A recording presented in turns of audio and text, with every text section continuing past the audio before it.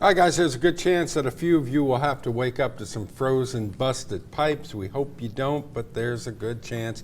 You'll know because you're going to hear the rushing water and the water's going not where it's supposed to go. It's easier to fix than you might think. Al Aber, he is with friend of the show, Gerrod Brasseaux. They're at Brasseaux's Hardware this morning in Maurice. We're going to send it to them for a little Plumbing 101. Good morning, guys. Hey, guys, good morning. Gerrod Brasseaux, my own buddy. And, you know, hey, I'm kind of a plumber, you know? You've done enough plumbing at this point. I've done a lot of plumbing. Right. So a lot of people are going to wake up this morning. Pipes are frozen. When they thaw, they're going to hear shh. That is the sound of the water coming out of your busted pipe. So what we're going to do is going to show you, a few ways to deal with pipe. But first of all, Brasseaux's Hardware. Tell us, you got a bunch of locations now. We do. Abbeville and Maurice. Abbeville opens at 7. Maurice opens at 7. We're stay open a little bit later, and Maurice till 6 o'clock. Now, yesterday I came and bought some insulation for the pipe. A lot of people are coming in. Are you seeing a lot of people coming in last minute, like me, buying the insulation? Yeah, we really couldn't keep stuff in stock. And this almost happens every year. Whatever we buy, we just can't keep up. So before we get into the various kinds of pipe, I've got to ask you a question. When it comes to pipe insulation, man, it's like 20 degrees, it's in the teens. I look at that stuff and I go, this is just like kind of a foam.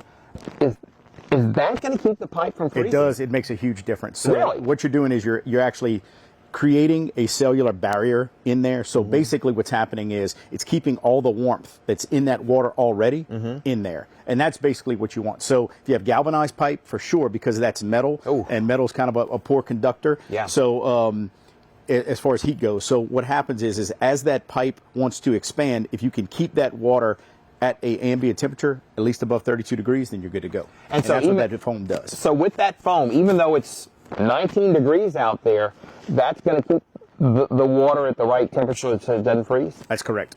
Okay, so I got to tell you, I'm kind of lazy. I got a lot of pipe under my house, and someone said, oh, you should insulate your pipe. But there's like, hundreds of feet of pipe under there. Insulating all of that pipe, I mean, it would be great, but it's hard to do. And so I do want to mention this. We're going to talk a little bit about this coming up. This is a pipe heater, and we're going to talk about how to use this.